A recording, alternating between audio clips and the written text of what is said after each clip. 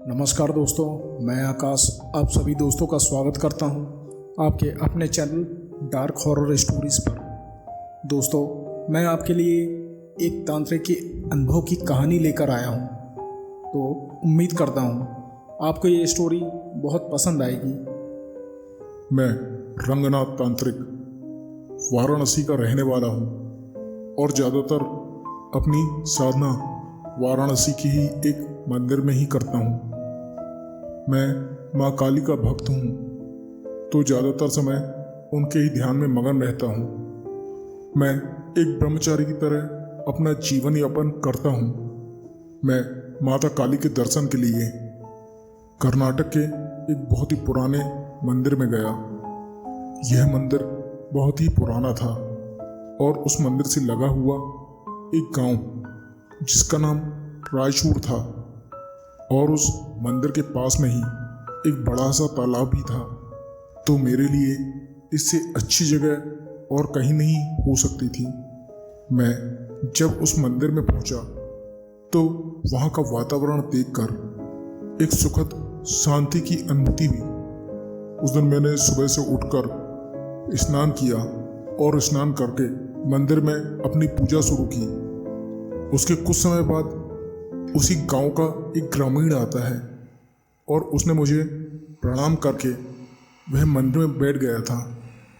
कुछ समय बाद मेरी पूजा भी संपन्न हुई। तभी उस ग्रामीण ने कहा, बाबा जी, आप कहाँ से आए हैं? और आज से पहले तो आपको इस मंदिर में कभी नहीं देखा। मैंने कहा, मैं वाराणसी के एक मंदिर से आया हूँ। मैं एक तांत्रिक हूँ, तो मैं वाराणसी के उन मंदिर में ही साधना करता हूँ। इतना सुनकर वह ग्रामीण बोलता है, बाबा जी, मेरा नाम सियाराम है। मैं आपको एक समस्या बताना चाहता हूँ। बाबा जी, इस समस्या से सारे गांव वाले परेशान हैं। बाबा जी, क्या आप हम गांव वालों की मदद करेंगे? तभी मैंने कहा, क्या हुआ, क्या समस्या है? तभी वे ग्रामीण अपनी समस्या कहता है, बाबा जी, आज से 5 साल पहले की बात है। इसी गांव के एक परिवार जिसमें राघव और रमा पत्नी रहा करती थी, उनका बहुत ही खुशहाल परिवार था। लेकिन एक दिन अचानक ही उनके घर में कुछ अजीब सी घटनाएं होने लगी थी। मैं आपको राघव की कहानी सुनाता हूँ। मेरा नाम राघव है। मेरा व्यवसाय जंगल से लकड़ी काटना और उसे बेचकर अपने घर का जीवन यापन करना था, और वही मेरा रोज़गार भी था। मैं जंगल जाता और लकड़ियों को काट कर उसे बाज़ार में बेचता और उससे अपना परिवार चलाता। एक दिन मैं लकड़ियाँ काटने जंगल गया। जंगल बहुत ही बड़ा और काफ़ी फैला हुआ था। मैं सूखी लकड़ियों को लेने के लिए ज़्यादातर जंगल ही जाता हूँ। तो मैं सूखी लकड़ियों को ढूंढते हुए उस घने जंगल में देखते हुए जा रहा था। तो मैं वहीं एक सूखे पेड़ के पास पहुँचा। तो मैंने देखा कि वहाँ एक बहुत बड़ा विशाल पेड़ है जो पूरा सूख चुका है। मैंने सोचा उसे काटकर घर के लिए कुछ लकड़ियाँ ले जाता हूँ और कुछ लकड़ियों को बाज़ार में बेचकर थोड़े से पैसे भी कमा लूँगा। तो मैं पेड़ पर चढ़ गया और सूखी हुई लकड़ियों को काटने लगा। तभी सूखी लकड़ियों को काटते हुए उस पेड़ की एक टहनी पर मुझे एक लाल कपड़ा दिखाई देता है। तो मैंने उस कपड़े को देखने के लिए उस पेड़ के डाल पर और ऊपर चढ़ गया। तभी पास से उसको देखने पर वह एक पोटली की तरह लग रहा था। मैंने उस कपड़े की पोटली को खोलकर देखा। उसमें सिंदूर अजीब सा सामान था। उसे देखकर मैं थोड़ा डर गया था और मैंने उसे तुरंत ही फेंक दिया और दोबारा मैं लकड़ी काटने लगा। मैंने लकड़ियों को काटकर उनके 2 गट्ठे बनाए और उसे सिर पर रखकर बाज़ार में बेचने के लिए चला गया। और मैंने बाज़ार में कुछ लकड़ियों को बेचने के बाद जो थोड़ी सी कुछ लकड़ियाँ मेरे पास बच गई थी, उन्हें मैं घर लेकर आ गया। उन लकड़ियों के गट्ठे को अपनी पत्नी को देते हुए कहा, रमा, ये लो लकड़ियाँ, आज जंगल से कुछ ज़्यादा ही लकड़ियाँ मिल गई थी, तो मैं उन्हें बाज़ार में बेचकर भी आ गया हूँ। और कुछ लकड़ियाँ बची तो मैं तुम्हारे खाना पकाने के लिए भी ले आया हूँ। मैं हाथ पैरों को धोने के लिए बाहर कुएं के पास गया और हाथ पैर धोकर घर में बैठा। रमा रात का खाना बनाने की तैयारी करने लगी। रमा ने लकड़ियों के गट्ठों को खोलकर उन गट्ठों में से कुछ लकड़ियों को निकालकर चूल्हे में डाला और आग जलाने लगी। तभी उन लकड़ियों में से एक लकड़ी में वह कपड़े का छोटा सा टुकड़ा फंसा हुआ था। तो रमा ने मुझसे पूछा, ये कपड़ा कैसा है? उस कपड़े से मुझे याद आ गया कि ये वही कपड़ा है जो उस पेड़ की टहनी में फंसा हुआ था, जिसे मैंने पेड़ से निकालकर फेंक दिया था। इस बात पर ज़्यादा ध्यान न देते हुए हम अपने अपने काम में व्यस्त हो गए। उस रात हम दोनों खाना खाकर सो गए। दूसरे दिन फिर मैं दोबारा जंगल गया और लकड़ियाँ काटकर बाजार में बेचकर वापस घर आ गया। जैसे ही मैं घर पहुँचा, मैंने रमा को आवाज़ दी। उसने मेरी बात को शायद सुना नहीं था, तो दोबारा मैंने फिर से रमा को आवाज़ लगाई। उसके बाद भी जब मेरी आवाज़ का जवाब नहीं दिया, तो मैं रमा के पास गया और तभी मैंने देखा रमा कुछ अजीब सा बर्ताव कर रही थी। मैंने रमा से पूछा, क्या हुआ, सब ठीक तो है ना? मैंने देखा वह रसोई में चूल्हे के पास ही अपने सिर को घुटने पर रखकर बैठी हुई थी और जैसे ही मैंने उसे छूते हुए उसका नाम पुकारा तो रमा कुछ अजीब सी गुर्राने की बदली हुई आवाज़ सी लग रही थी, जैसे कि रमा नहीं कोई और ही बोल रही हो। तभी मैंने उसे झिझोड़ते हुए कहा, रमा तुम ठीक तो हो ना? क्या हो गया था तुम्हें? तभी रमा अचानक होश में आई और उसने मुझसे पूछा, क्या हुआ जी, आप चिल्ला क्यों रहे हैं? मैंने इस बात को नज़रअंदाज करते हुए रमा से कहा, रात हो गई रमा, खाने की तैयारी करो, बहुत भूख लगी है। रमा खाना बनाकर तैयार करती है। हम दोनों खाना खाकर सोने चले जाते हैं। रात के 2 बजे अचानक मेरी नींद खुली और मैंने रमा को पास में ना पाकर मैं उसे देखने चला गया। मैंने आवाज़ लगाई, रमा रमा कहाँ हो तुम? उसके बाद भी मुझे रमा की कोई आवाज़ नहीं आई, तो मैं रमा को घर के पीछे उसे देखने चला गया। मैंने देखा वह कुएं के पास सर को नीचे किए हुए बैठी हुई रो रही है। मैंने कहा, रमा तुम यहाँ क्या कर रही हो, क्या हुआ? तब मैंने उसके सिर को हिलाने पर वह अपने होश में आ जाती है और कहती है, मैं यहाँ कैसे आई? मुझे कुछ याद नहीं आ रहा, मैं तो सो रही थी। रमा इस बात से थोड़ा परेशान होने लगी थी। तभी मैंने कहा, हो सकता है रमा तुम नींद में आ गई हो, हम इस बात से थोड़ा सा परेशान हो गए थे। मुझे समझ में नहीं आ रहा था, मेरे दिमाग में बार बार यही ख्याल आ रहा था, आखिरकार रमा ऐसा क्यों कर रही है। अगले दिन फिर मैं सुबह अपने काम के लिए निकल गया और जैसे ही मैं शाम को घर पहुंचा, हाथ पैरों को धोकर देखा तो रमा घर के आंगन में पेड़ की पास बैठी हुई है और वह पेड़ को देख रही थी। मैं रमा के पास गया और उसे हिलाते हुए कहा, रमा क्या हुआ, तुम किसे देख रही हो? तभी रमा की बदली हुई आवाज़ में रमा कहती है, वो देखो, यह वही पेड़ है जहाँ मैं रहा करती थी और इसी पेड़ पर मेरी जान गई है। उसके बाद रमा अचानक होश में आ जाती है और कहती है, आप आ गए? आप हाथ पैर धोकर बैठिए, मैं खाना बनाती हूँ। तभी मैंने रमा से कहा, रमा तुम यहाँ क्या कर रही थी? रमा कहती है, मैं कुएं के पास बर्तन धोने आई थी। उसके बाद अचानक पता नहीं क्या हुआ, मैं पेड़ के पास आ गई। राघव इस बात से बहुत परेशान हो गया था। रमा रात का खाना तैयार करके मुझे आवाज़ लगाती है और हम दोनों खाना खाकर सोने चले जाते हैं। मैं सो रहा था, तभी मेरी नींद अचानक रात के 3 बजे खुली तो मैंने देखा कि रमा फिर से अपने बिस्तर पर नहीं है। तब मुझे रमा की फ़िक्र हुई और मैं रमा को देखने के लिए दोबारा उसी जगह पर गया तो मैंने देखा कि रमा पेड़ के पास बैठकर खा रही। अजीब सी चबाने की आवाज़ आ रही थी। जैसे ही मैंने उसकी तरफ देखा तो वो बहुत ही अजीब और डरावनी लग रही थी। रमा की आंखें पूरी तरह लाल हो गई। चेहरे पर कुछ अजीब से निशान दिखाई दे रहे थे, मानो उसके चेहरे पर गहरे घाव हों। मुंह पर लगा हुआ खून जिसे देखकर मेरे रोंगटे खड़े हो गए।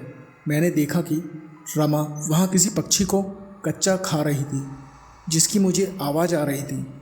उसे देखकर मेरे पसीने छूट गए थे। मैं बहुत ही डर गया। जैसे ही मैं रमा के पास गया तो वह मुझे देखते हुए गुर्राती है और कहती है, चले जाओ यहाँ से, वरना मैं तुम्हें मार डालूंगी।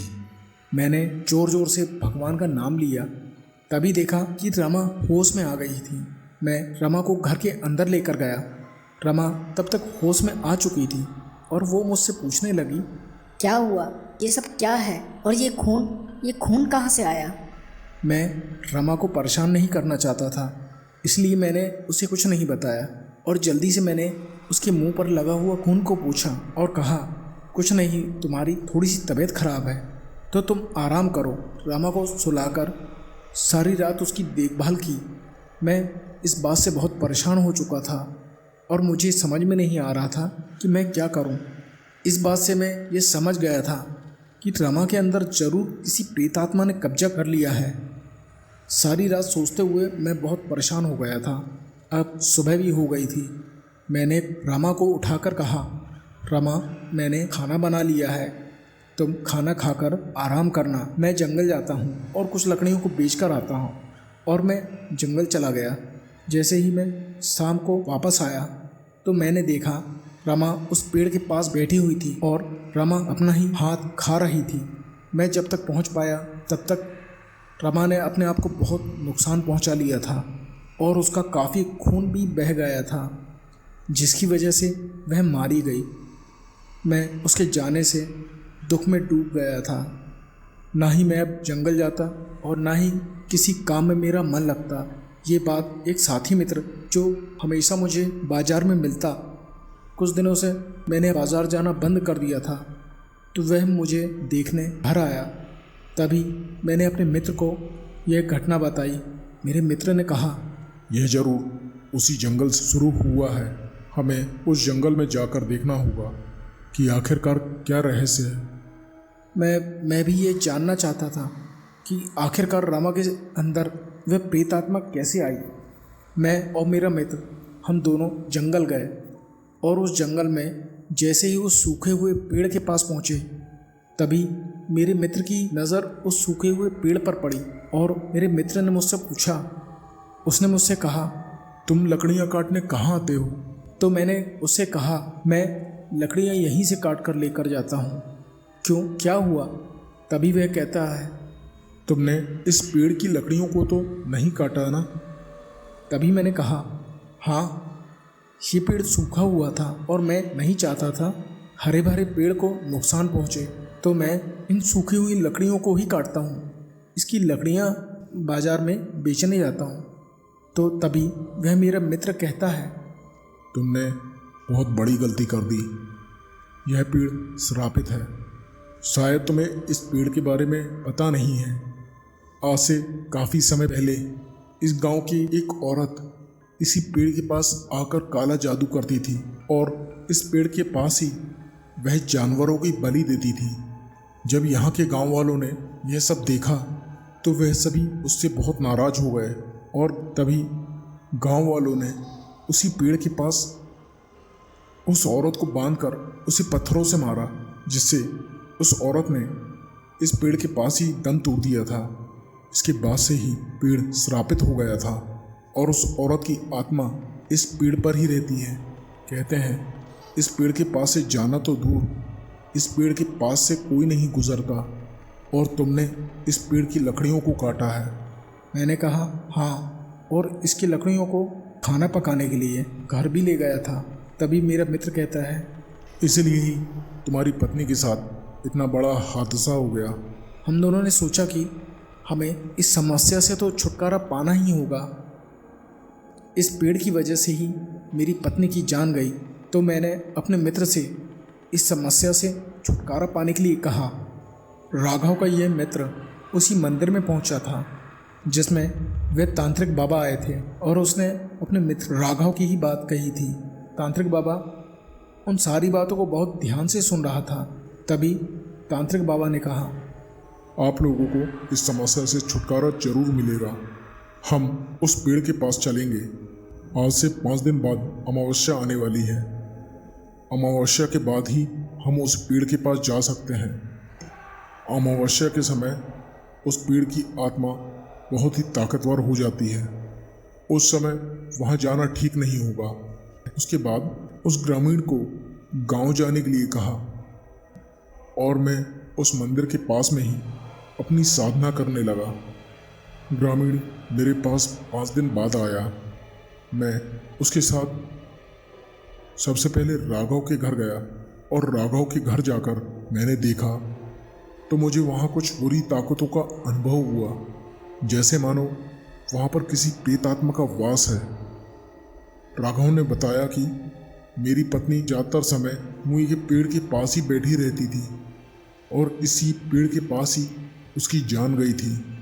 मैं उस पेड़ को देखना चाहता था और राघव से कहा, राघव मुझे उस पेड़ के पास ले चलो।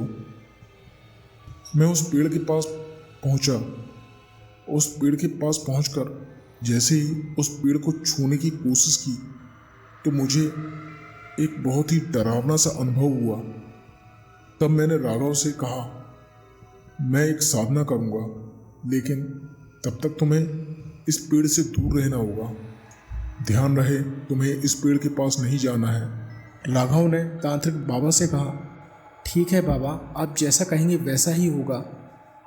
अब मैं उस पेड़ के पास जाकर यह देखना चाहता था कि आखिरकार इस पेड़ के पास वह आत्मा कब से रह रही है और उसे कैसे मुक्त किया जा सकता है। दूसरे दिन हम तीनों उस पेड़ के पास गए और उस पेड़ को देखने पर वह पेड़ बहुत ही नकारात्मक ऊर्जाओं से भरा हुआ था और जैसे ही मैंने उस पेड़ की एक मोटी डाल पर एक बहुत ही खौफनाक प्रेतात्मा बैठी हुई दिखाई दे रही थी, लेकिन वह प्रेतात्मा उन दोनों को दिखाई नहीं दे रही थी। मैंने कहा, राघव, तुम्हारी पत्नी के ऊपर जिस प्रेतात्मा ने कब्जा किया था वह इसी पेड़ पर रहती है और जब तुमने इस पेड़ लकड़ियों को काटकर अपनी पत्नी को खाना बनाने के लिए दिया तो वह प्रेतात्मा उस लकड़ियों के जरिए तुम्हारे घर में प्रवेश किया था और उसने ही तुम्हारी पत्नी के शरीर पर कब्जा कर लिया था।